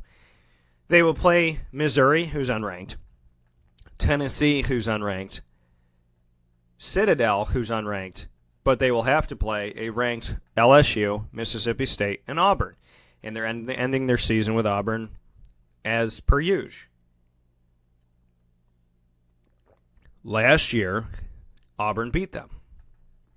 But it didn't matter because the committee wanted to put Alabama in the Final Four, like they always do. So, Alabama has arguably, let's say, two maybe 3 tough games left on their schedule for the second half of their season. I know they got to play every single game, but they're playing 3 ranked teams. They're playing LSU, Mississippi State, and Auburn. I think LSU and Auburn are the 2 threats to Alabama. So the chances of Alabama being a no-loss or one-loss team are pretty great, and they'll definitely be in the college football playoff. Looking at Ohio State beat Oregon State, whatever. Rutgers should have never gone to the Big Ten. Rutgers is trash in the Big Ten. They're awful in the Big Ten. There is no hope. They are a bottom feeder of the Big Ten. They have been so bad. People say, well, Syracuse has struggled in the ACC. Rutgers, people forget they're even in the Big Ten because they don't score. They don't compete. They don't win games in the Big Ten. They just don't. Ohio, and I'm not trying to knock Rutgers. I'm being honest. Rutgers fans know this. The Big Ten, they've been awful. They've been absolutely tremendously awful in the Big Ten. They're 1-5 right now in their season. Okay? Let's look at their schedule. Pardon me. Let's look at their schedule. Let's go back in time, shall we? Now, in 2012, they were in the Big East, what the Big East used to be, right? So they were playing Syracuse and South Florida and Temple and whatnot, Cincinnati. And the team was 9-4. Had an overtime loss to Virginia Tech in the Russell Athletic Bowl. In 2012, they were 9-4 as a Big East team. Okay? In 2013, they were within this reconfiguration with the American Athletic Conference. They were 6-7. In 2014, they joined, now keep that in mind, 9-4, 6-7. 9-4, 6-7. Rutgers went into the Big Ten, got a win over Maryland, got a win over Indiana, lost to Michigan, lost to Wisconsin, lost to Nebraska, lost to Ohio State, beat Michigan, and lost to Penn State. But were able to win enough games to get a bowl berth, and they were 8-5. Not too shabby for their first season in the Big Ten. Then they were 4-8 in 2015. Then they were 2-10 in 2016. Then they were 4-8 in 2017. And in 2018, they're 1-5. Their first year in, element of surprise, they won some games. Their first year in, mad props. But the Rutgers Scarlet Knights, since that first year going 8-5 as a Big Ten school, look at where they are. 4-8, 4-8, 2-10, 1-5 right now. For those of you playing the home game, that means that they've been 10-26 for 3 years. And if you add in how they've started out this season, they are 11-31 as a Big Ten team since their first season in the Big Ten. They're 11-31, the Rutgers Scarlet Knights. So I don't look at Rutgers as a threat as we get back to Ohio State. I don't see this game as a big time win, even if it's an unranked team. So they won 52-3. And then they defeated TCU, which that was a big time game, 40-28, because TCU was surging at the time. They defeated Tulane, who's been struggling. The Penn State win was huge. They defeated them 27-26. And they defeated Indiana, who's not a bad team right now, who's currently 4-2 overall. And Stevie Scott, pretty damn good rusher from Central New York, CBA, shout out my alma mater. He ran for 7.1 yards a carry against Ohio State, mind you, as a true freshman, I'm just saying. So, left on Ohio State's schedule, they have one ranked team, Michigan, who has been up and down this season. Michigan is currently 5-1. They found a way to get back. It's funny to me how Michigan plays their game against Notre Dame and everybody wants to fire Jim Harbaugh. And he's awful and Michigan's off the rails and they can't win games, and then they're 5-1. That's happened to so many teams this year, it's not even funny. Where somebody says, let's get rid of them, get rid of them, get rid of them, and then it's like, oh my God, they're 5-1. I love my coach. He's so great. So must be a nice problem to have. You want to fire somebody for a bad week, and then they win their next 5 games. Ohio State, speaking of winning their next 5, On paper, they should. They're playing Minnesota, Purdue, who's gotten better, Nebraska, who's all types of trouble in Scott Frost's first year, Michigan State, and Maryland. Michigan is at home, and that's the only ranked team. So I would anticipate seeing Ohio State in the college football playoff. So as of right now, I've gone to 2 teams that are undefeated currently, and I believe Ohio State. I love Dwayne Haskins. Love watching Dwayne Haskins. Big fan. He was recruited by Syracuse, FYI.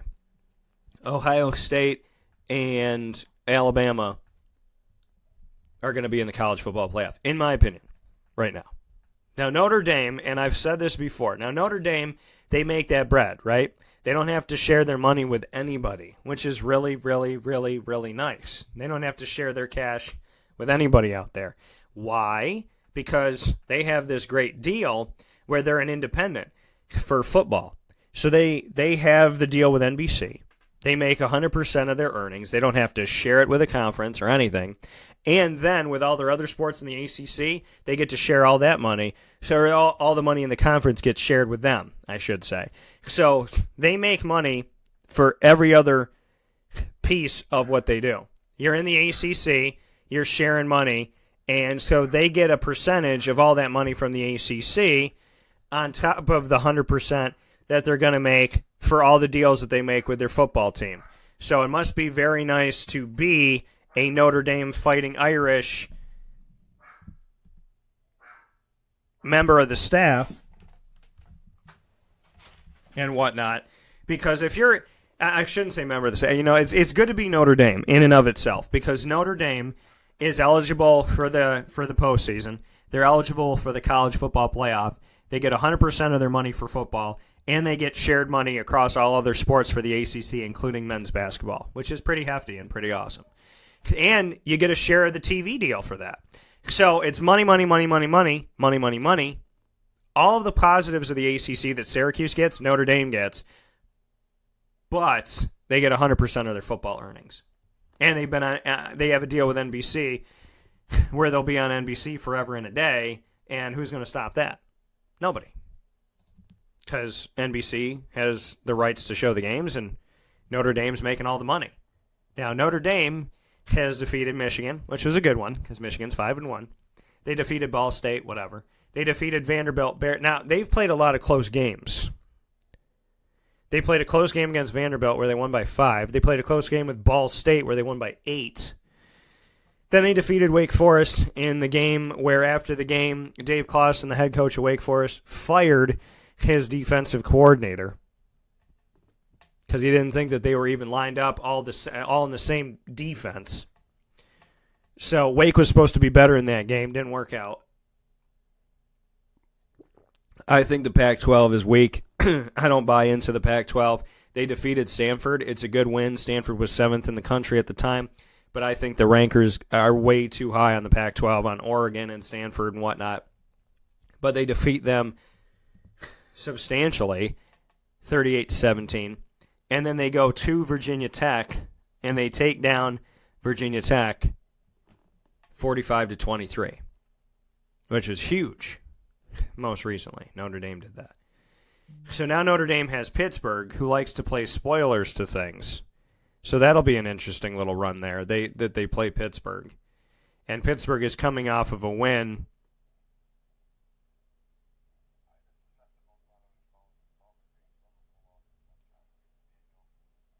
Kind of interesting here with Pittsburgh, where they stand right now, because they're going to get up for this game. Now they're playing in Notre Dame, so this will be tough. Then Notre Dame has to face Navy, who's been an enigma themselves up and down all season. Then they play Northwestern, and Northwestern at the time right now is 2-3 on the season. Then they play Florida State, who's all kinds of confused this season, but they do have a record of 3-3. They were able to win a few. Then they play Syracuse at Yankee Stadium, and then they play USC on the road in California as another signature potential win, because the Pac-12 has given more respect than I think has been earned. They just seem to have it. It's like USC was good a few years ago, so let's love them now. So Notre Dame, here's the thing. Notre Dame is 6-0. I can argue that Notre Dame could win at least 10 games. in the regular season. But they don't have a championship game, and they're not a member of a conference. And I've said this before, and I'll say it again. If you want Notre Dame to become a member of a conference, all you have to do is tell them that they're ineligible for the postseason. That's all you have to do. You tell them, if you can figure out legally how to do this, you tell them that they're ineligible for the postseason. Or you tell them they're ineligible for the college football playoff. But if you've already written into law that independents can make it, well, then you're screwed. But it's hard for me to put Notre Dame in. Notre Dame has to kind of go, to me, they have to go 12-0. 12-0, 11-1, because then you got Clemson. Now, Clemson defeated Furman, no problem. They played a close one, Dabo Swinney against Jimbo Fisher, even though Jimbo Fisher's not at Florida State and he's at Texas A&M right now. 28-26, this was interesting. So they won that game in Texas. Georgia Southern, they won the game by 31. Georgia Tech, they defeated handily by 28 points. Then they played a very close game against Syracuse. Then they took that out on Wake Forest. After playing close against Syracuse, they went to Winston-Salem and defeated Wake Forest 63-3, while Wake Forest was in front of their own fans. They got a big game against NC State coming up this weekend on October 20th at 3:30 p.m. Eastern Time. Or pardon me, not this weekend, next weekend. And the reason why this is such a big game is that NC State has come within one play of defeating Clemson 2 years in a row. They missed a field goal, went in overtime, lost overtime, had a touchdown that was thrown from Ryan Finley to his receiver in coverage, who caught the ball and it was knocked out of his hands as he was crossing the goal line. So NC State has been within a play of defeating Clemson. Now, that game, that win, because NC State's also undefeated, mind you. So if NC State wins this game, they pop above Clemson. They have been in a situation where they have been above Clemson and then they had to play Clemson, or in this case, could be above Clemson and are right behind them. NC State, third time's a charm maybe. Close to defeating them, could have played in the ACC Championship. Close to defeating them, could have played in the ACC Championship. What are they going to do this year? Close, no cigar. What are they going to do this year? What are they going to do right now? Because this next game for Clemson and for NC State is going to be massive. Because Clemson can play, NC State can play spoilers to Clemson being in the college football playoff, which they almost did twice. And we know that they're vulnerable. There's Jonny saying, "Roll Tide, baby." What's up, Johnny Bananas? A lot of great stuff, and I shouted you out all throughout the show. I hope you heard it. Let's take a step aside, because those are the teams that are kind of, your usual suspects, and we'll come back and talk about the other undefeated teams in college football in just a moment. This is a wake-up call, fast break. Utica Pizza Company spells family. Your family, my family, their family. The recipes that they have shared with each other throughout the years and have now been so gracious to share them with us. I can sit here and talk with you about all the great things that are on the menu, but we'd be here forever. So let me say this. Utica Pizza Company is second to none. And now you can bring it home with you and you can dine in the restaurant. UticaPizzaCompany.com will give you all the information that you need. And let me say, these Utica greens, they're the best. Utica Pizza Company. Call them and place your order at 315-214-3060. That's 315-214-3060. Families break bread at Utica Pizza Company.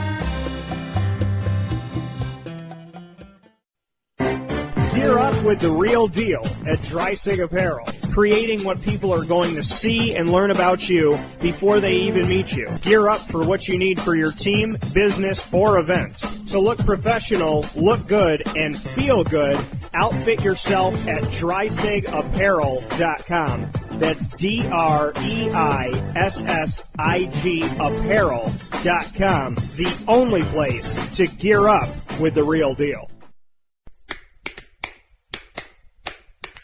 What's the universal language of a fan? Clapping your hands. With Fan Hands, the ultimate sports fan accessory, find your team color, slip them on, and start cheering on your favorite team with 11 different colors, always in stock on fanhands.com, where you'll find the ultimate Sports Fan Accessory. Real fans wear fan hands. Get Hilton quality service at the most affordable price at True by Hilton Camillus, located right next to Costco in Township 5. True by Hilton Camillus offers you their signature sport court where you can enjoy basketball, volleyball, pickleball, soccer, lacrosse, and more year-round in their indoor facility. For reservations and information, call 315-314-8676. That's 315-314-8676. True by Hilton Camillus. Hilton quality service at the most affordable price.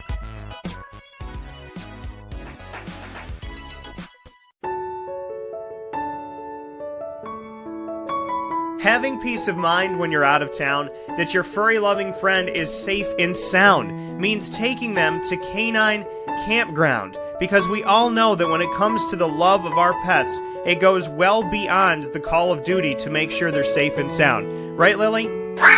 So take a ride to 242 Johnson Street in East Syracuse, New York, and see Canine Campground and where your dog will be staying, in the classic cabin, the executive cabin, the grand cabin, or of course the luxury cabin, because if you know Lily, you know she loves luxury. Now you don't have to wait to the last minute to find a family member or a friend that'll take your dog for a few days. Call Canine Campground at 315-299-4013. That's 315-299-4013. Their drop-off and pickup times are Monday through Sunday. Check K9campground.com for more information. That's the letter K, the number 9, and campground spelled with a K.com. K9campground.com. When you're going out of town, bring your dog to Canine Campground.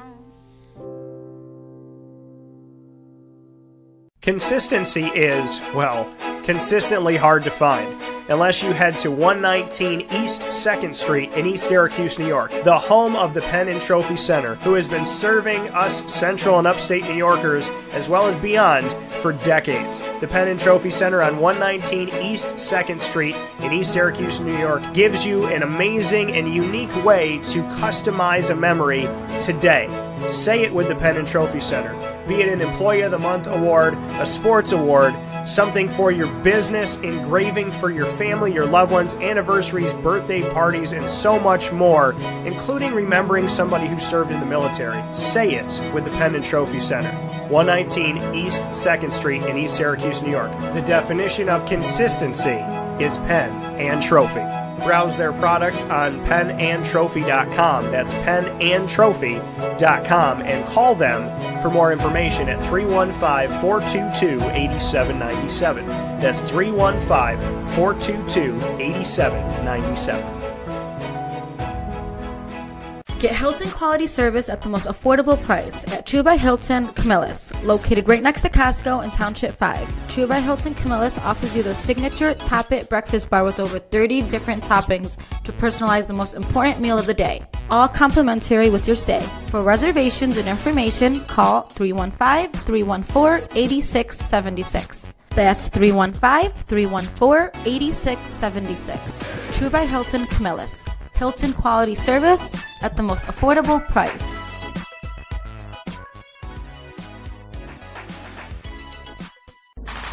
The Wildcat Sports Pub in Camillus, New York is located on 3680 Milton Avenue in the Home Depot Plaza. It is your family-friendly sports bar and restaurant. Folks, some sports bars aren't family-friendly. Some family-friendly restaurants are not sports bars. The Wildcat Sports Pub in Camillus, New York is proud to be both.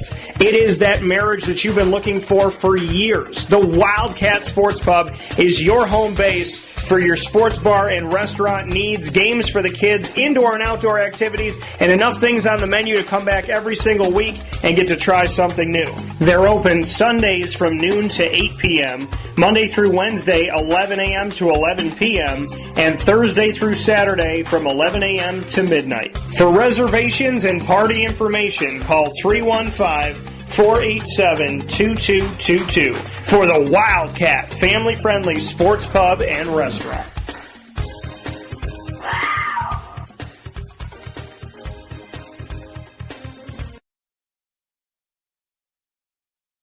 Welcome back here to Wake Up Call with Dan Tortora on wakeupcalldt.com, your one-stop sports shop, and on mixlr.com/wakeupcalldt, hanging out with you here on Wake Up Call with Dan Tortora every Monday through Friday from 9 a.m. to 11 a.m. Eastern Time. And I've told you before, and I'll tell you again, I put polls up on Twitter all the time on @CallDT. For all of you that follow me there, thank you so much. If you haven't followed me on there, make sure you do so today. You can follow me on Twitter by going to @CallDT. That's CALLDT. Once again, CALLDT. Make sure you follow me on Twitter and get in touch with me on there. I just put up 2 poll questions, and they are on what we're currently talking about for the last portion of today's show, and that's of the undefeated teams in college football, who do you believe will stay undefeated? And so currently I have, because I can't put all of them on one poll, I put these, because you can only put 4 to each one. I put of these teams, who do you believe will remain undefeated throughout the regular season? Your choices in one of the polls are Clemson, Alabama, Ohio State, or Notre Dame, each of the 4 teams we just spoke about before the fast break. And then I put of these American Athletic Conference teams, who do you believe will be undefeated at the end of the regular season? USF, UCF, or Cincinnati.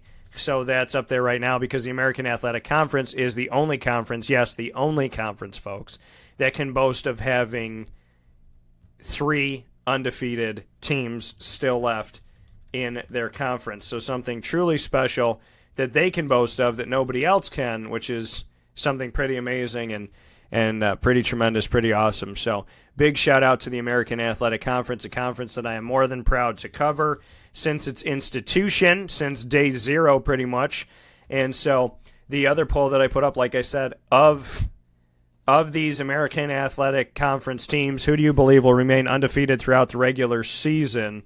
And your choices are USF, UCF, or Cincinnati. And you can vote in that poll right now. The only conference to have 3 undefeated football teams, and I'll post that, and which I just did. So you can feel free to go on there and put your votes in for each of those polls. Who do you think is going to remain undefeated from Alabama, Clemson, Ohio State, and Notre Dame? You can pick more than one by replying to the poll with that answer.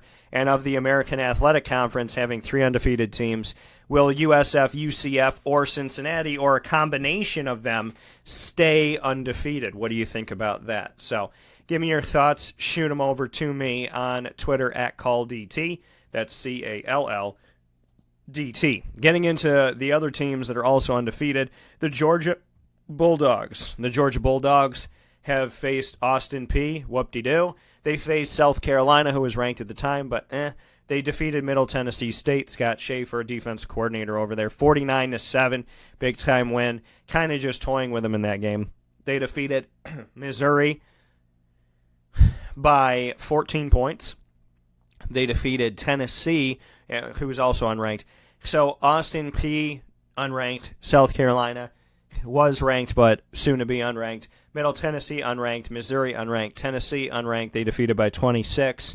They also defeated Vanderbilt, who's unranked, by 28 points. So really no ranked wins here, but their big-time game is going to be this upcoming weekend on October 13th at 3:30 p.m. Eastern Time on CBS. They will be facing LSU at LSU, and LSU is ranked in the top 13 in the nation. So that's going to be a big-time game for Georgia, either for Georgia or for LSU in that one. LSU is currently 5-1, and Georgia is 6-0. And Georgia right now is just slightly above Kentucky, believe it or not, who's 5-1, and Florida's 5-1.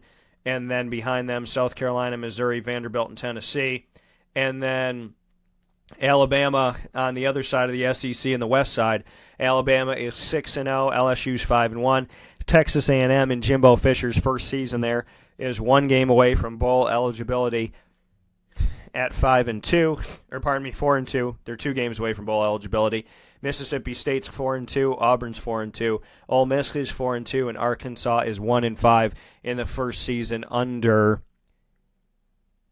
the former SMU head coach, who is currently over with the Arkansas Razorbacks and, trying to figure out a way to win this game or trying to figure out a way to move forward. So you look at going into the SEC and, some coaches have a have a nice welcoming into the SEC like a Jimbo Fisher, and then other coaches, unfortunately, seem to struggle, and that's the unfortunate of it all. And like I said, the former SMU head coach, Chad Morris, who is now the head coach in his first season at Arkansas, is at the bottom of the West Division of the ACC, which is typically owned by Alabama or Auburn, and Arkansas is 0-3 in the conference, 1-5 overall on the season, and they are right now in a situation where they may not make a bowl game in Chad Morris's first season with the team, which is okay if you're anywhere else, but not okay if you're in the SEC.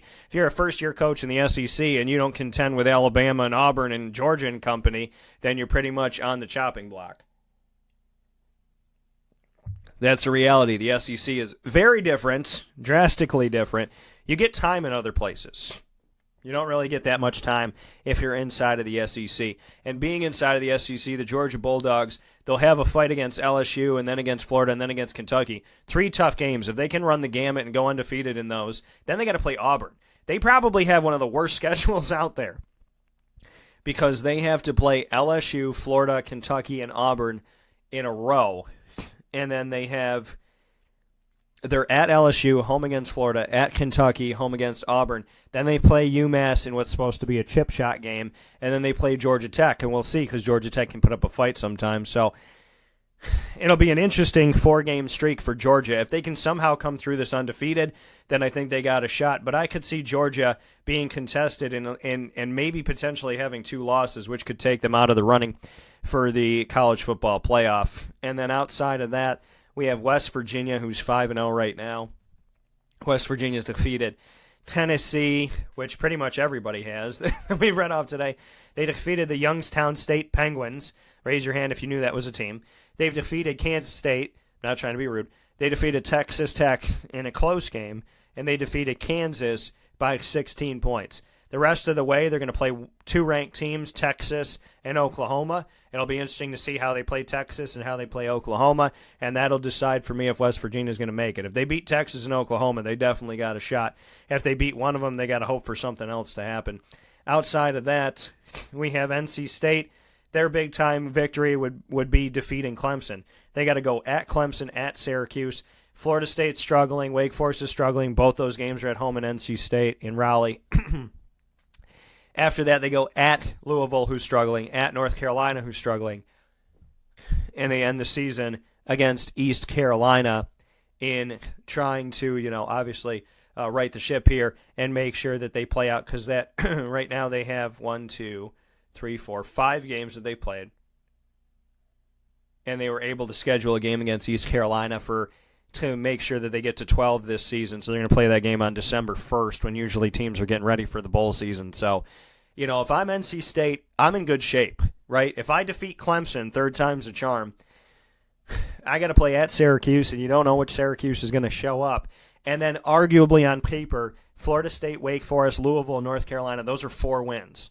So if you can find a way to beat Clemson, that's your signature win that could bump Clemson out, put you in, playing the ACC championship game potentially, and for the first time under Dave Doran. And then you look at that saying, okay, if they win that game, they go 4-0 against the teams they're supposed to beat, and then they hang tough with East Carolina, who's kind of a giant killer sometimes.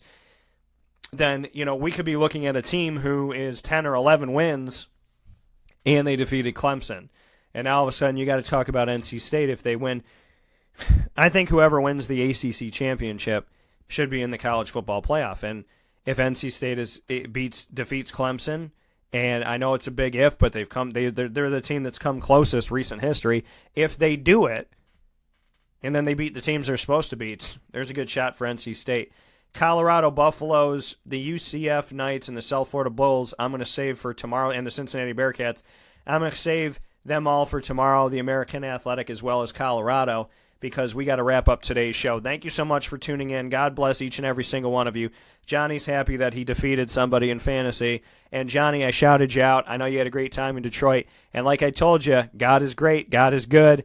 And the perfect storm happened for the Detroit Lions to win that game and give you some love. So awesome stuff. Jonny showing love, and I appreciate you, brother. So thank you so much for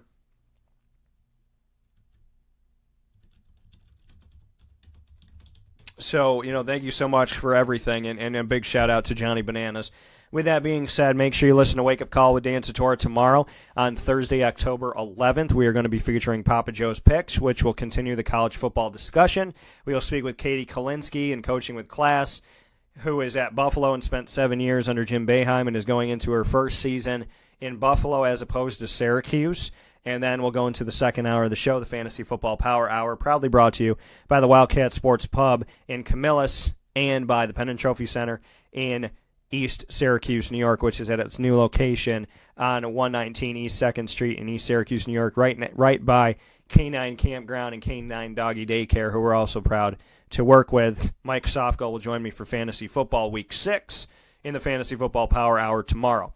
God bless. In the meantime, be well. Find us on Facebook at Wake Up Call DT, Twitter at Call DT, Instagram at Wake Up Call _DT, and listen in to all these shows and their playbacks in the archive by going to wakeupcalldt.com and clicking on the RSS feed, the iTunes podcast, the Podbean podcast, or TuneIn Radio. You can go directly to wakeupcalldt.podbean.com and catch it there. Have a great day. Be good to one another, and always know that God's got your back. I love you. Have a good day.